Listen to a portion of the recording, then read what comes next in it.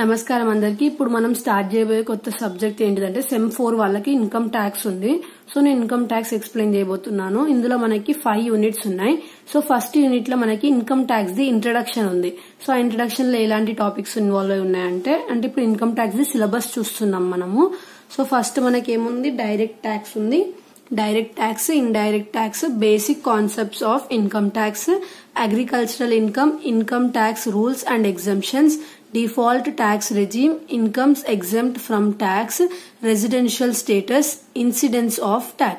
So ఇవి మనకి first unit లో ఇన్వాల్వ్ అయి ఉన్న టాపిక్స్ అన్నమాట. నెక్స్ట్ సెకండ్ యూనిట్ లో ఏమేమి ఉన్నాయంటే income from salary. So income from salary అనేది మనకి సెకండ్ యూనిట్ నుంచి ఉంది. Next third unit income from house property. Next fourth unit profits and gains of business or profession. ఇందులో మనకి 2 టాపిక్స్ ఉన్నాయి, capital and revenue. Next depreciation. So ఈ profits and gains of business or profession ఏమో మనకి problematic గా ఉంటాయి. ఈ capital and revenue ఇంకా డిప్రిసియేషన్ ఏమో థియరిటికల్ మాట. నెక్స్ట్ లాస్ట్ యూనిట్ ఏంటిది, capital gains and income from other sources. So ఇది మనకి ఇన్కమ్ ట్యాక్స్ సిలబస్ అన్నమాట. సో ఒకవేళ ఇన్కమ్ ట్యాక్స్ ది బుక్ కావాలి అంటే మనము ఇది కొనుక్కోవాలి, అసెస్మెంట్ ఇయర్ 24-25 ఇన్కమ్ ట్యాక్స్.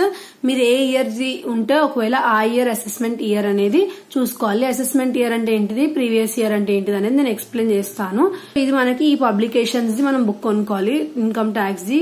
ఇది డిగ్రీ వాళ్ళకి ఉస్మానియా యూనివర్సిటీది. సో అన్ని కవర్ అయి ఉంటాయి ఇందులో ఎగ్జామ్ రిలేటెడ్వి. సో ఇప్పుడు మనము ప్రీవియస్ ఇయర్ అంటే ఏంటిది, అసెస్మెంట్ ఇయర్ అంటే ఏంటిది, ఇంకా ట్యాక్స్ రిలేటెడ్వి కొన్ని టర్మ్స్ అనేటివి చూద్దాము. సో ప్రీవియస్ ఇయర్ అంటే ఏంటిది, ఇంకా అసెస్మెంట్ ఇయర్ అంటే ఏంటిది, ఇది మనకు కంపల్సరీగా వస్తాయి క్వశ్చన్స్ షార్ట్ లో. సో మనకి ఏంటివి అనేది తెలియాలి. ఎస్ఎస్సి అంటే ఎవరు, ఇంకా ట్యాక్స్ రిబేట్ అంటే ఏంటిది,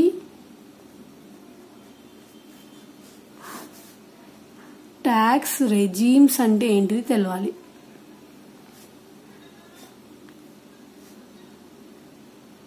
సో ఇక్కడ మనకి ప్రీవియస్ ఇయర్ అంటే ఏంటిదంటే మనకి ఫైనాన్షియల్ ఇయర్ ఎప్పుడు స్టార్ట్ అవుతుంది, 1 ఏప్రిల్ నుంచి 31 మార్చ్ వరకు ఉంటది కదా. సో ఇది మనకి ఏంటిది, financial year. So financial year అనేది 1 ఏప్రిల్ నుంచి 31 ఇది ఫిక్స్డ్ అన్నమాట. ఈ డేట్స్ నుంచే మనకి స్టార్ట్ అవుతుంది ఫైనాన్షియల్ ఇయర్. అదే క్యాలెండర్ ఇయర్ ఎప్పుడు స్టార్ట్ అవుతుంది, 1 జనవరి నుంచి 31 డిసెంబర్ వరకు ఉంటుంది మనకి. ఏంటిది, క్యాలెండర్ ఇయర్.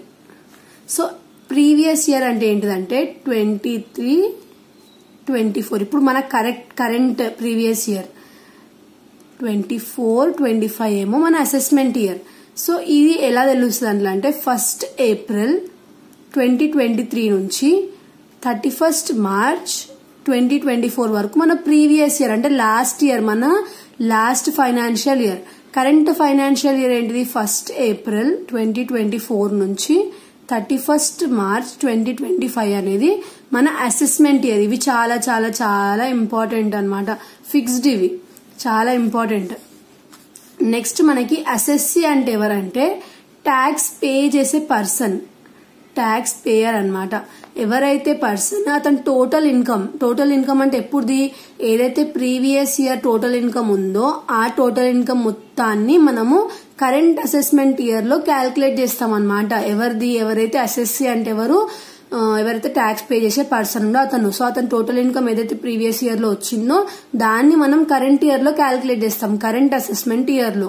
సో అతన్ని ఎస్ఎస్సి అంటాం. నెక్స్ట్ ట్యాక్స్ రిబేట్ అంటే ఏంటిదంటే ట్యాక్స్ డిస్కౌంట్ అన్నమాట. సో రిబేట్ అంటే ఏంటిది, డిస్కౌంట్.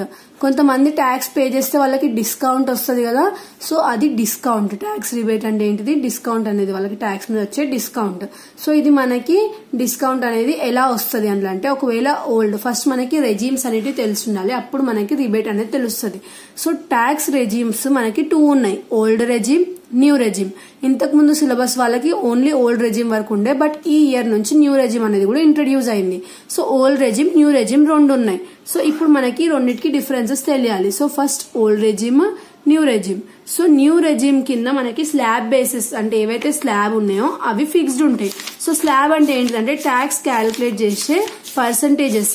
సో ఏవైతే పర్సంటేజెస్ ట్యాక్స్ క్యాలిక్యులేట్ చేస్తామో దాన్ని మనం ఏమంటాము, స్లాబ్ బేసిస్ అంటాము, ఫ్లాట్ బేసిస్ కూడా అంటాము. సో మనకి ఫ్లాట్ బేసిస్ అంటే ఏంటిదంటే ఒకటి ఫిక్స్డ్ పర్సంటేజ్ ఉంటుంది, దాని మీద చేయడాన్ని ఏమంటాం అంటే ఫ్లాట్ బేసిస్ అంటాం. లేదు ఒకవేళ స్లాబ్ బేసిస్ అంటే ఇలా ఒక ఇయర్ ఇచ్చేసి, ఇది మనకి new regime the slab basis అన్నమాట. సో న్యూ రెజిమ్ లో ఇవి ఫిక్స్డ్ రేట్స్. ఫిక్స్డ్ రేట్స్ అంటే ఏంటివి, ఒకవేళ ఫస్ట్ 3 lakhs ఉంటే దానికి నిల్ ట్యాక్స్ ఏం పడదు. 3 lakhs 1 rupee నుంచి 6 lakhs ఏమో 5% పడుతుంది. మళ్ళీ 6 lakhs 1 rupee నుంచి 9 lakhs వరకు 10% పడుతుంది.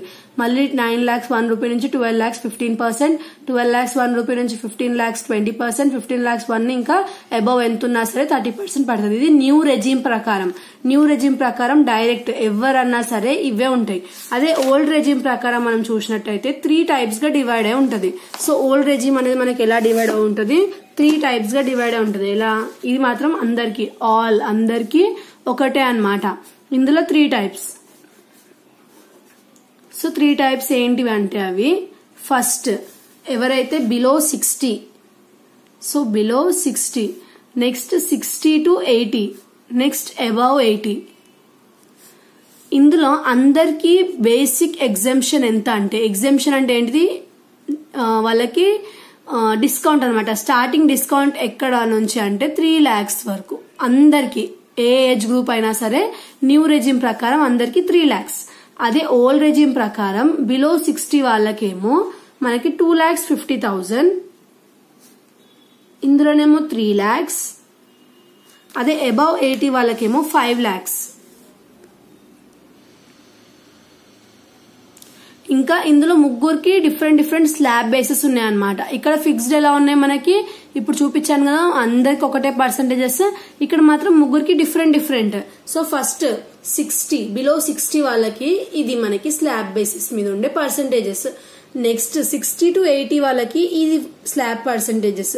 సో ఎలా గుర్తుపెట్టుకోవాలి, టఫ్ ఉన్నాయి అంటే అస్సలు టఫ్ ఉండవు, చాలా ఈజీగా చేయొచ్చు, ప్రాబ్లం చెప్పేటప్పుడు అర్థమవుతుంది. నెక్స్ట్ ఎవరైతే అబౌవ్ 80 ఉన్నారో సో వాళ్ళకి ఇది అన్నమాట స్లాబ్ బేసిస్ మీద మనకి. సో ఇవి మనకి ట్యాక్స్ లో గుర్తుపెట్టుకోవాల్సిన ఇంపార్టెంట్. సో ఇది ఓల్డ్ రెజిమ్ అని అర్థమైంది. నెక్స్ట్ న్యూ రెజిమ్ ఇదని అర్థమైంది కదా మీకు. న్యూ రెజిమ్ లో 3 lakhs అందరికి బేసిక్ ఎగ్జంప్షన్. అదే ఓల్డ్ రెజిమ్ లో ఏజెస్ వైజ్ ఎగ్జంప్షన్ ఉంటుంది. ఎగ్జంప్షన్ అంటే ఏంటి, వాళ్ళకి డిస్కౌంట్ అన్నమాట. సో అది ఇప్పుడు ట్యాక్స్ రిబేట్ అనేది ఎలా ఇస్తారు, ఓల్డ్ రెజిమ్ ప్రకారం మనకి ఇప్పుడు టోటల్ ఇన్కమ్ ఎంత ఎక్సీడ్ అవ్వకూడదు అంటే 5 lakhs ఎక్సీడ్ అవ్వద్దు. అదే న్యూ రెజిమ్ ప్రకారం 7 lakhs ఎక్సీడ్ అవ్వద్దు. ఒకవేళ 7 lakhs కంటే 1 rupee ఎక్కువ ఉన్నా సరే ట్యాక్స్ రిబేట్ రాదు న్యూ రెజిమ్ ప్రకారం. అదే ఓల్డ్ రెజిమ్ ప్రకారం 5 lakhs కంటే 1 rupee ఎక్కువ ఉన్నా సరే ట్యాక్స్ రిబేట్ రాదు. ఒకవేళ 4 lakhs ఉంటే వస్తుందా అంటే వస్తుంది. ఇక్కడ 6 lakhs ఉంటే వస్తుంది అంటే వస్తుంది. 6,50,000 ఉన్న వస్తుందా అంటే వస్తుంది. ఎందుకంటే 7 lakhs కంటే ఎక్కువ ఉండకూడదు. 6 lakhs కంటే 7 lakhs కంటే తక్కువనే ఉండాలి, 5 lakhs కంటే తక్కువనే ఉండాలి. ₹1 కూడా పెరిగి ఉండకూడదు. అప్పుడే మనకి ఏమొస్తుంది, ట్యాక్స్ రిబేట్ అనేది వస్తుంది. సో ఇవి మనకి బేసిక్ టర్మ్స్ అన్నమాట ట్యాక్స్ స్టార్ట్ చేసే ముందు. నెక్స్ట్ వీడియోలో మనం ట్యాక్స్ లయబిలిటీ ఎలా క్యాలిక్యులేట్ చేయాలనేది చూద్దాము. Thanks for watching.